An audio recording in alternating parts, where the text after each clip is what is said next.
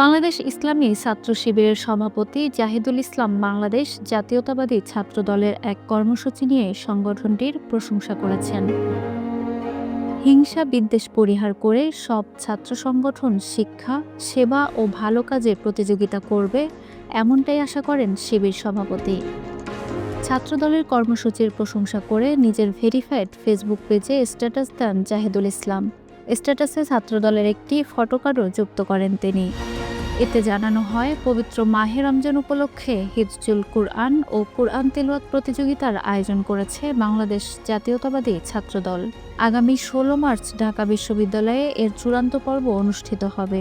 বিজয়ীদের জন্য থাকবে পুরস্কার ও সম্মাননা ক্রেস্ট। স্ট্যাটাসে জাহিদুল ইসলাম লেখেন, মাশাআল্লাহ, বন্ধুপ্রতিম ছাত্র সংগঠন ছাত্রদল ভালো কাজের প্রতিযোগিতায় সম্পৃক্ত হয়েছে। আল্লাহ কবুল করুন। আশা করি হিংসা বিদ্বেষ পরিহার করে সব ছাত্র সংগঠন শিক্ষা, সেবা ও ভালো কাজে প্রতিযোগিতা করবে। অনেক অনেক দোয়া ও শুভকামনা।